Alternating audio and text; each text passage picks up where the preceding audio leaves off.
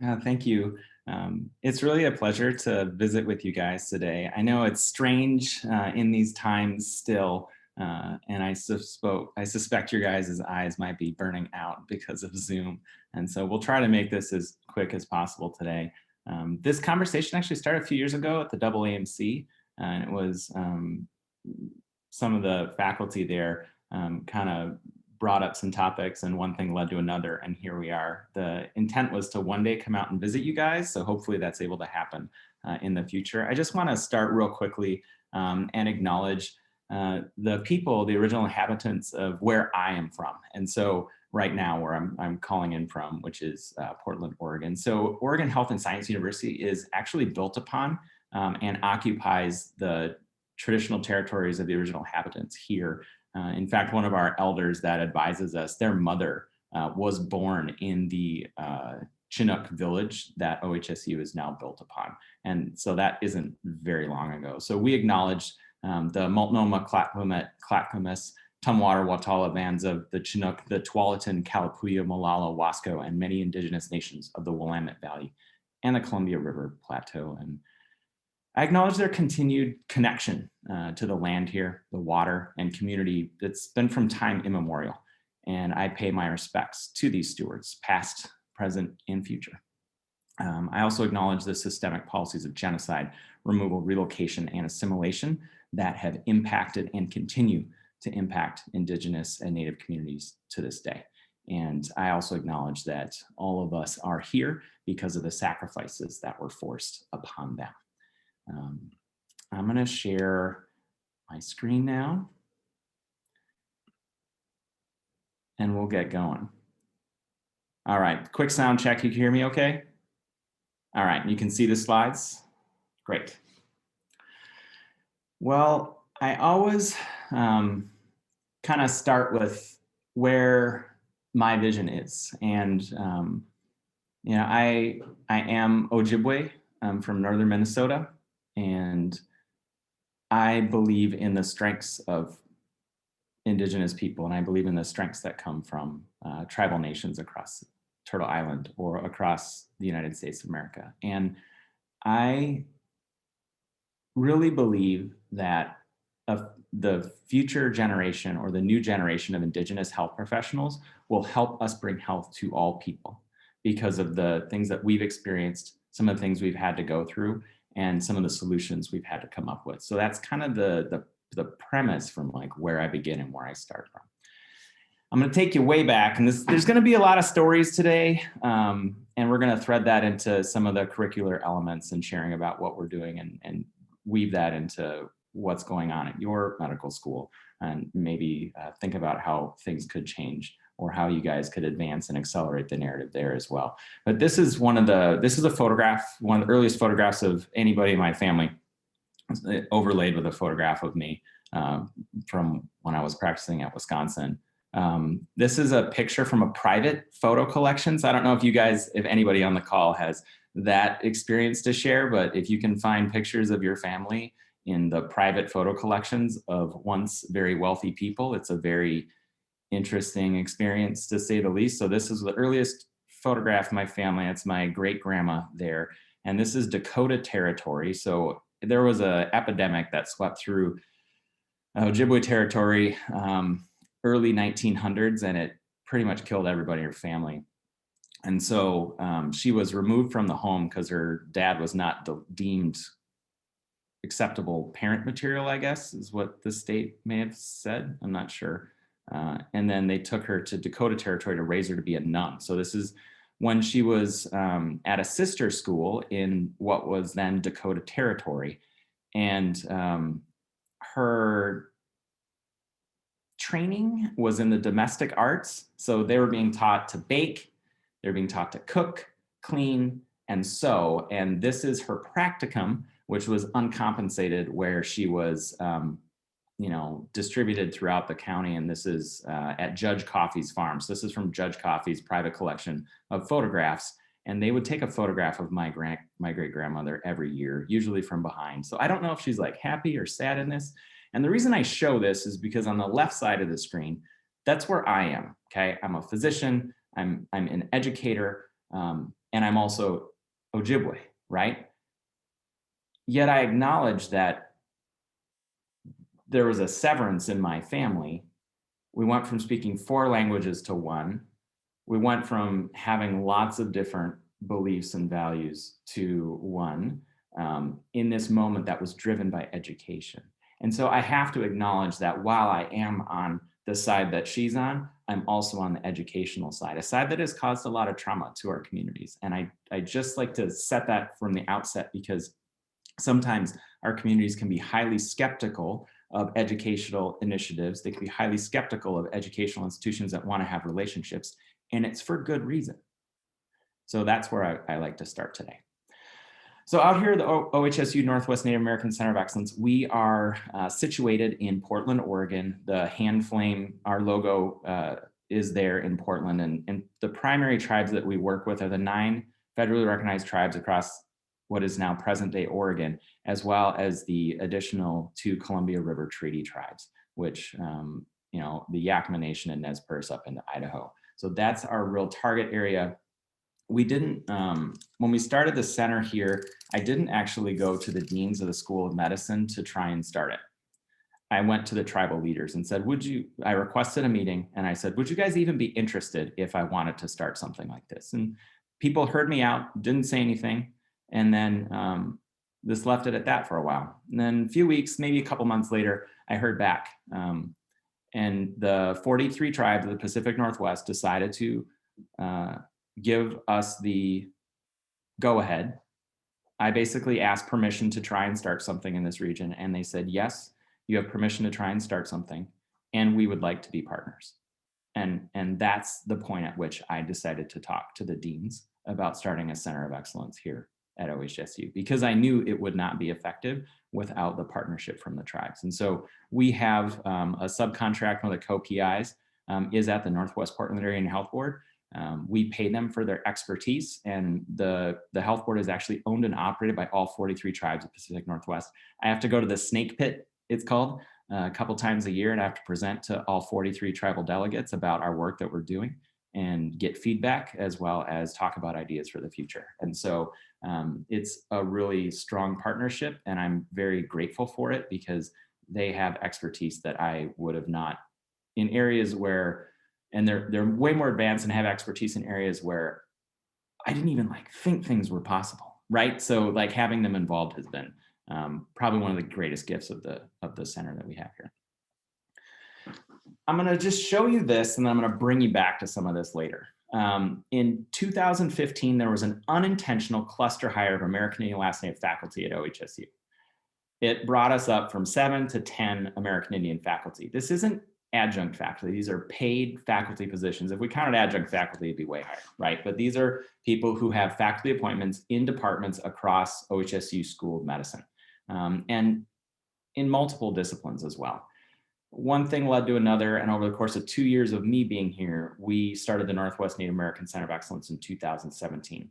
From that moment, we had a near instant rapid rise in American Indian Last Native learners here on campus. And it continues to go up to this day. This is something that I think is possible at many, many institutions. I don't think that there's anything inherently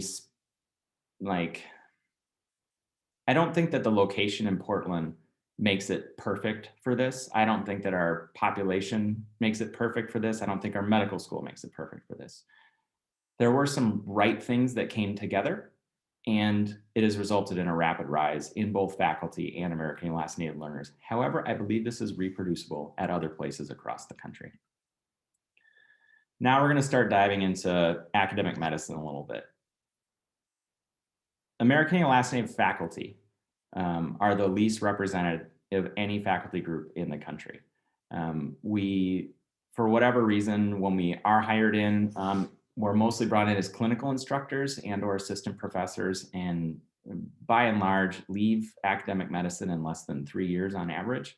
Our ascension in the academic ranks is slower than anybody else, and that results in not having deans, not having department chairs, not being leaders at the table when decisions are made in academia. But it also has further effects beyond that. That means there aren't going to be partnerships with tribal communities. There may not be an investment in working with tribal nations from a tribal perspective. And maybe more importantly, for the academic medicine pathway, like for training of future generations, it's tough for youth to see who they can become one day, right? Like if you don't see American Indian physicians, if you don't see American Indian faculty, it's very difficult to imagine beyond that. One thing that I think is complicating this is right now there's about 22,000 medical students who start every year.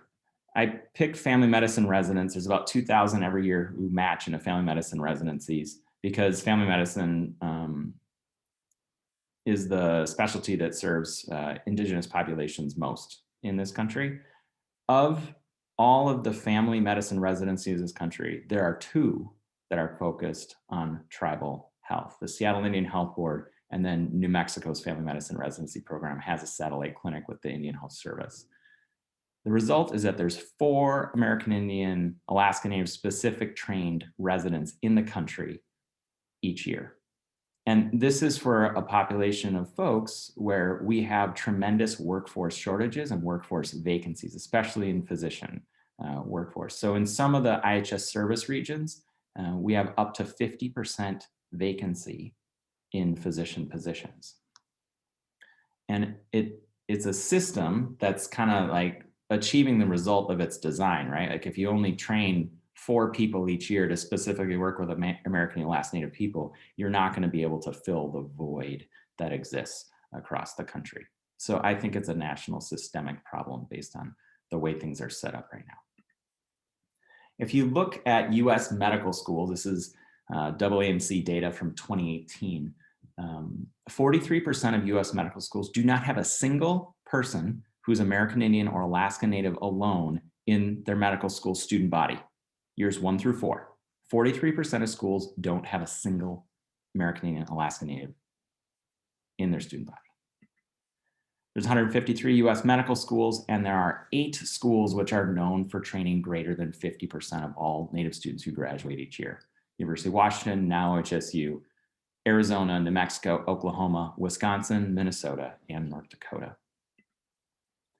You guys may be familiar with this as well. American and Alaska Native applicants and acceptees between this time period, 96 to 2015, there was a really steep reduction, a 70% reduction in American and Alaska Native applicants in this time frame, as well as a 63% reduction in American and Alaska Native acceptees. We'll get to this point a little bit later. What this data is trying to do is compare American and Alaska Native alone across time. And so there was a shift that happened in 2002 in the way the AAMC collects data, and we can talk more about that in a minute. So we published this paper a couple months ago. It's the very first paper that is an American and Alaska Native specific medical education research article that's been published in the history of JAMA. And what we did is we kind of took American and Alaska Native racial identity is a very hot topic in Indigenous communities, right? And so this has been something that's been skirted around for literally decades, and some people haven't wanted to touch it or not, but our team took it on and published this paper. If you look at the number of applicants during the 96 to 2017 timeline, this is all based on AAMC data.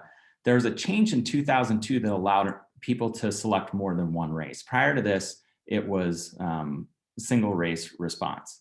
And what we don't know from prior to 2002, like how many of those folks would have identified as American and Alaska Native in combination, and how many of those folks who didn't identify as American and Alaska Native would have if they had been provided another option to do more selections. And so what you see here is there's an immediate rise in the level of American and Alaska Native applicants with this change, right? The huge increase.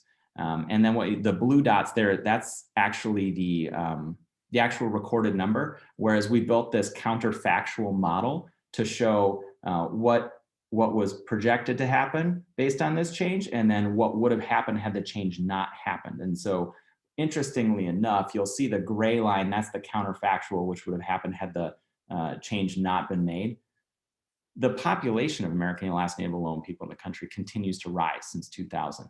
Yet the number who would have continued to apply was going down. This is the same kind of model for matriculants. What we're seeing is an immediate rise in levels and a slight increase in the trend. Where we noticed a big challenge was in graduates. So while it's not statistically significant, it just barely missed statistical significance. The level of American and Alaska Native graduates, this is alone and in combination, the level rose sharply after this change. However, the trend is concerning because it continues to decrease. The overall trend of graduates is decreasing. And I'm just gonna pause because that's a lot of like the nerdy stuff, right? And now I want to share with you guys like what is possible if you have American Indian Alaska Native people who are working in academic medicine. So when COVID hit, we realized that American Indian Alaska Native narratives were not present in the current COVID messaging. And so we partnered up with the tribes, with the CDC, the We Are Healers, and a whole bunch of other organizations. And this is our team. We made and filmed this here in Portland. And it's just real quick, but it's a COVID PSA. Sweats and ceremonies are important to me. My way of life, my family, my community. However, if I go, I'm not protecting myself and people I love if I spread the coronavirus. Our leaders and experts say the virus can be spread by someone even if they do not feel sick. And if this virus spreads to people with health problems like diabetes or kidney disease, they can really hurt them. COVID-19 is a sad reminder of the ancestors that we have lost to diseases of the past. Elders told me to adapt by practicing our ways and working up a sweat at home. Exercising my beliefs at home is the best way to keep my family, community, and elders safe. Now, I am being prayerful and protecting my people, the knowledge keepers, and our ways of life. Together, we will grow stronger.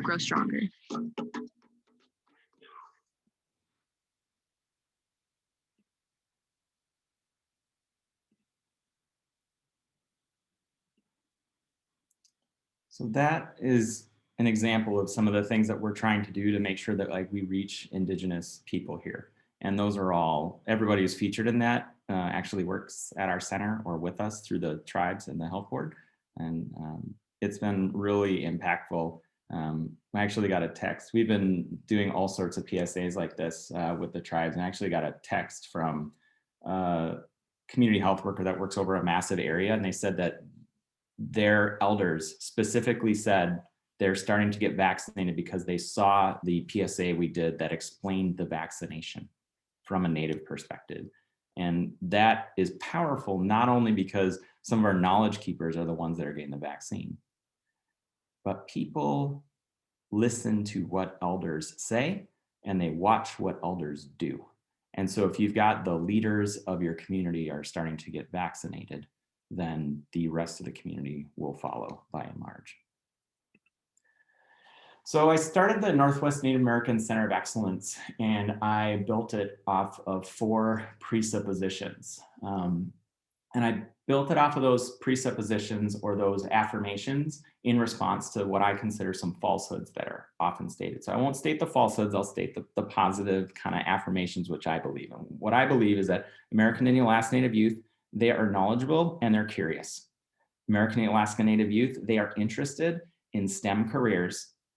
There are American and Alaska Natives who are qualified applicants to US medical schools, and American and Alaska Natives will be the future health leaders of tomorrow. I've gone to educational conference and medical conference and EPI conference after conference after conference. And for some reason, people tend to talk about our communities from a deficiency perspective, and I like a strengths-based perspective. And so I've heard these, what I would consider falsehoods, and then I used affirmations in response to that. So we have a health pathway here at OHSU School of Medicine that begins in middle school, and we have key programs all along the academic continuum. Okay, we've got a high school, we've got outreach and recruitment through social media, text mentoring, through a lot of the digital media stuff that we do. We have an in school and in clinic health externship where people are able to shadow things. That's our Tribal Health Scholars Program. We have a summer program called RISE Summer Academy, which is the Reimagining Indians into Medicine, which is with partners UC Davis and Washington State University. It started as 6 in the pilot, and this year we will have 32. It has MCAT prep as well as academic enrichment in the sciences. We also have an applicant workshop for American Indian Last Natives who are 12 to 24 months from applying to medical school. And then we have the Y-East pathway, which is a post-bac with conditional acceptance into 3 medical schools in the region. And that is the one that I'll focus on in a bit. So right here, I just want to share, like, this was our future, okay? These are some innovators. These are the first 3 tribal health scholars who partnered with us and said, I'm interested in science. I like science. I'm interested in a health career. I just don't know how to get there. And so what we did is we went ahead and launched the Tribal Health Scholars Program with Warm Springs. And these are our very first in the pilot. Now we work with 5 communities with a minimum of 5 tribal health scholars in each community. Once they complete the short virtual experience and also the 14-week in-clinic shadowing experience, we follow them indefinitely and provide them one-on-one health pathway educational coaching until they don't want it anymore. So, you know, some of these students we're still following to this day. The gal on the left, she is now entering her senior year and has a 4.0 in pre-medicine. And she started out at Arizona State University and then transferred to Portland State University. She'll be participating in our applicant workshop coming up in the spring. These are students who have a tremendous amount of talent, who others may not have seen that, and we're opening doors and providing opportunities for them for enrichment and to show that they actually can and will succeed in the academic pathway. This right here is another example of what is possible. So in the center, that is Dr. Amanda Briegel. She is the only American Indian Alaska Native gynecologic oncologist who works for an academic health center in the country.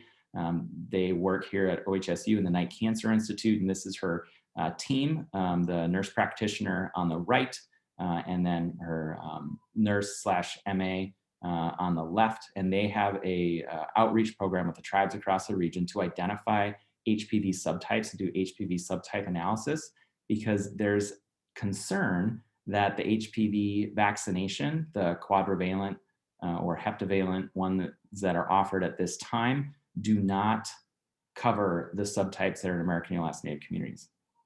So you're getting the HPV vaccination, but it doesn't cover the subtypes potentially. And so they're trying to answer that question with the tribes and tribal partners across this region. Very exciting stuff. This wouldn't be possible if we didn't have Indigenous researchers and investigators and clinical staff who wanted to do this work. This right here is Y-East. And so this is our first cohort study. Y-East is a post-bac program with conditional acceptance. It's 10 months long. And once you complete it, you earn a spot in medical school. We'll go into that a little bit more deeply. This is probably the most innovative thing that we've done here. And I'm going to walk you through how and why we did this. So when I was digging through the data with our biostatistician, who's also Indigenous, he's a citizen of the Omaha Nation of Nebraska, we noticed one thing that was troubling. So you have the number of American Indian Alaska Natives who are applying to medical school is low. It's very low. However, when we dug in deeper, we noticed that American Indian Alaska Native singular applicants between 96 and 2008, 45%, over 2,000, applied once and never, ever applied again. So you've got American Indian Alaska Natives who graduated high school, went to college, achieved the, graduating from college and the coursework that was necessary to apply to medical school, took the MCAT and completed the AMCAS and the interview process and applied, right? Maybe they interviewed, maybe they didn't. And yet they never applied again. So they drifted away from the pathway. This is the group of people that I was just like, that's a shame that they've gone this far, they've traveled this huge distance to get here, and then they're falling away from the pathway. So at OHSU, we've got what's called the Your MD curriculum. It is an accelerated curriculum, and it has all sorts of threads. In the first 18 months, that's the light gray, you've got these basic components, these big blocks, and it's all integrated with multi-systems. This is kind of the map of what we do here at OHSU.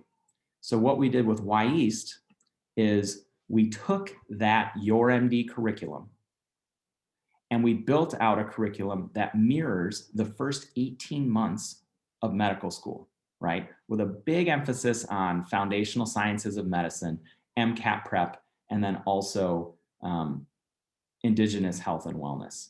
So this right here is actually our calendar of what we do, where the scholars, they go through foundations of science, academic skills and wellness, Indigenous health and wellness. They have a population health and epidemiology, and then they also do research projects. Many of them are with the tribes.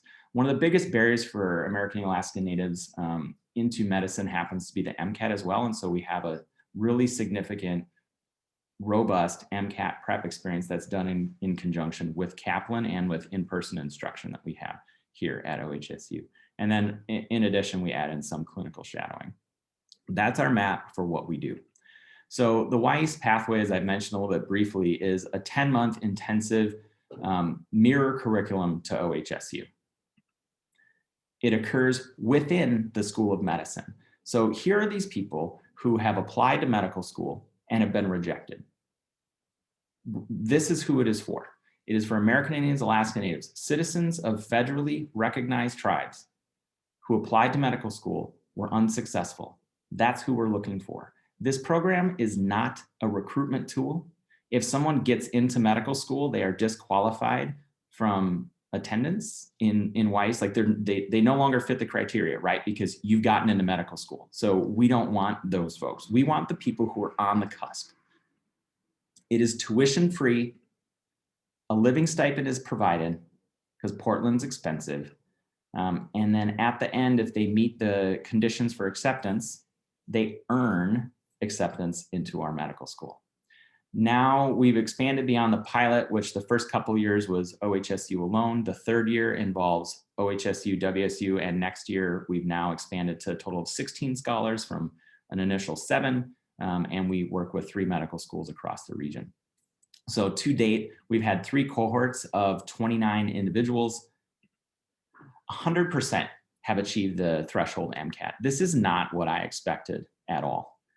We actually have an average increase of nearly 1 standard deviation in the MCAT for our scholars across the 2 cohorts that have completed it. The 3rd cohort is almost completed now, and we'll have more data soon. 100% of people so far in cohorts 1 and 2 have earned acceptance to medical school. This also shocked me. I anticipated about half would do this. I did not think that 100% of people would do this. And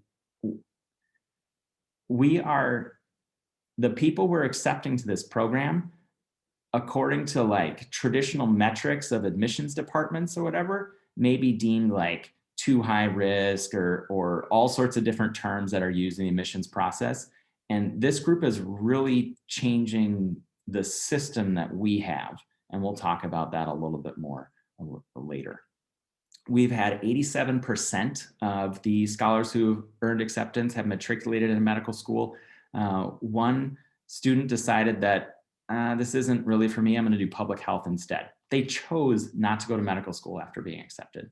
And then one other student who also earned acceptance decided to go into research instead. So it also allows a safe off-ramp to people who, even though they've earned acceptance into medical school, can decide this is something that I'm not gonna do. And they don't have the burden of tuition, and they don't have the burden from taking out loans for living stipends, right? So it's an easy off-ramp if someone at the last minute is just like, you know what, this really isn't for me. And that's the 13% that are pursuing other careers. And I'm really proud that as of 2 years in, 100% retention to date in medical school. This is what's happening with medical students at OHSU. So previously I'd showed Previously I showed the little graph about learners. The learners includes residents, because we've been very successful recruiting American last name residents here, as well as like in OB, there's 4 or 5 American last name residents. And it might be because Dr. Briegel, the gyne-onc, is here doing that work. So everybody that's American last name OB kind of like looks to her and kind of wants to follow in her footsteps. And so we get a tremendously high number of American last name applicants in OBGYN, I think because of that. So once again, we had the cluster hire in 2015. We started the center in 2017. And since then, the number of medical students has gone up rapidly at OHSU. Right now, we're on pace to have 6% of our total student body being American Alaska Native after this next matriculating class. And that's up from about 2%. However, it isn't all like rose-colored glasses stuff here. So I'm going to ask you guys to take a peek at this graph right here. What do you guys notice about this?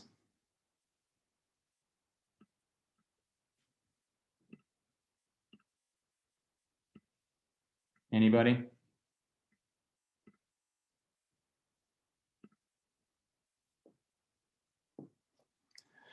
This is folks who are American last native who applied to OHSU. The second bar in each cluster is those who are offered an interview, offered acceptance. And then the third is the number who matriculate. The orange is those who have come through the YEAST pathway, represented there in 2019, 2020, and we're in the 2021 cycle right now. Does anybody notice anything that is odd about this picture?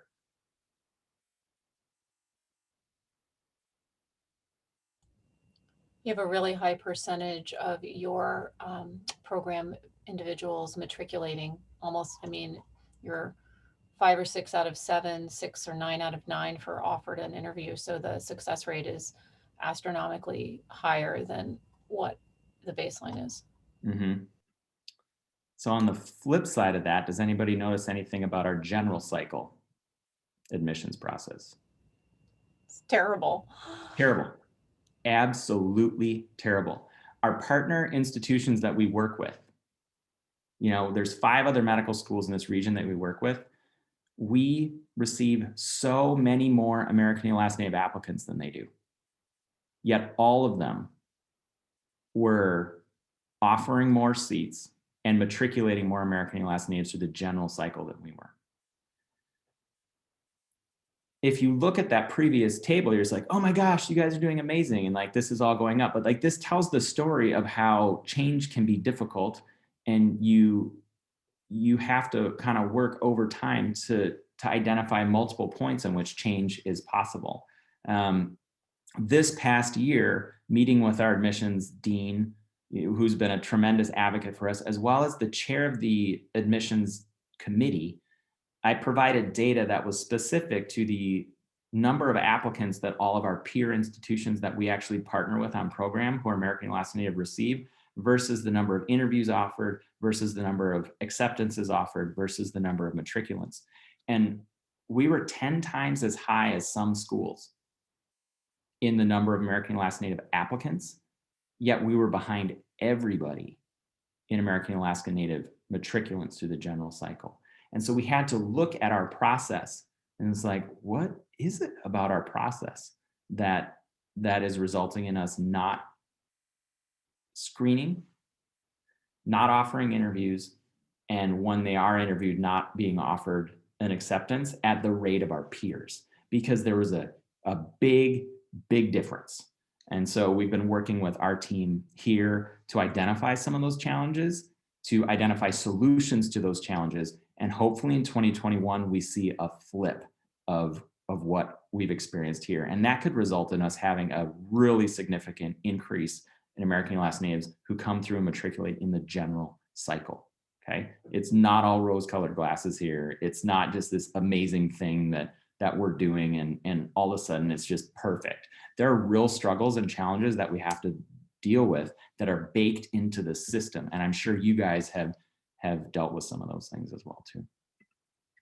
So our recommendations for medical schools who want to work with American and Alaska Native communities and increase the number of American and Alaska Natives in their, I gotta hurry up, in their school are as follows. Request to meet with local tribes and listen to their previous solutions and or what they have going on. Chances are they're already doing stuff that you don't know about. Recruit, hire, and invest in American Indian, Alaska Native faculty and staff. If we didn't have a critical mass of American and Alaska Native faculty here and staff here at OHSU, we wouldn't be nearly as successful as we are. The thing is that the institution didn't know that there were so many of us here. The institution did not know that we had the second highest number of American and Alaska Native faculty of any medical school in the country here, because we're kind of invisible and we're like spread out. But when you get somebody who takes like a survey of what's going on and looks at the resources that you actually have going on right now, then we were able to notice a strength and be able to start working in a positive direction around that. Another thing that is recommended is to extend in-state status to American and Alaska Natives whose traditional homelands are within service region or state. So American and Alaska Native is both a racial designation and a political designation. We do not accept anybody to our programs based on race or ethnicity. We accept everybody to our programs based on their citizenship status in a federally recognized tribe, which is based on the US Constitution Commerce Clause. It's like Article 23 of the US Constitution. So what we're able to do, just like a state school or a school that has like a state mandate, you know, like you have to live in a state to run for Senate in a state, right? Like there's a political designation, a residency requirement, a citizenship requirement, and that's what we do for our programming. We had a policy here at OHSU that was passed in 2000 or 1999, somewhere around there, that said that anybody who is a citizen or descendant of a federally recognized tribe that has ancestral homelands within present-day Oregon will be given in-state status and qualify as an in-state person. The challenge was we weren't asking for the information, and when we were asking for the information, finally nobody was nobody was like checking for it against these 39 tribes. Like there's actually one tribe that was forcibly removed to Oklahoma, right? Their homelands are here, but when they apply, they get in-state tuition and in-state status. This is a solution that the tribes came up with. And making sure that in order to do this, you have to have a tribal citizenship indicator on a secondary application. Just because someone says they're American and Alaska Native doesn't necessarily mean that they are a citizen or descendant of a federally recognized tribe. This is nuanced, it's complicated, it's rooted in colonialism, it's very hotly debated, and that's why you need American and Alaska Native community members, faculty, and people on your admissions committee to help you understand these nuances. And one other thing that we've done too is invited American and Alaska Natives, both faculty and community members, to screen medical school applications for some of these elements, right? Because it helps with the nuances that exist. It'd be like a book if we wrote a paper on this kind of stuff to try and go through it. And then the final thing is seek to establish formal government-to-government relationships with tribes. Out here in the Pacific Northwest, tribes are not a diversity and inclusion initiative. They do not like that language. Tribes out here are nations. They are governments. And so it's been, a precedent has been set up where tribes actually have government-to-government relationships with different medical schools and or with different universities and educational institutions. It's much different when you have a tribe that talks directly to the chancellor or the president or the vice president of tribal affairs versus talking to the Center for Diversity and Inclusion. It'll get you farther. Trust me on that one. So talking about accelerating possibilities at your School of Medicine. I don't know if you guys know this, but New York City is home to the largest number of American Indians and Alaska Natives of any place on Earth.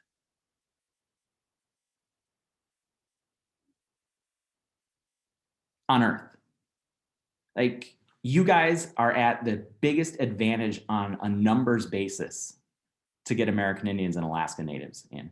It's not the highest concentrated, right? So it's not the highest percentage, but it's the highest number. And a lot of these stuff that we've been talking about, it's a numbers game, okay? Just because you have like 100% Native people living in a town of 100 doesn't mean you're gonna get a bunch of doctors that come from there.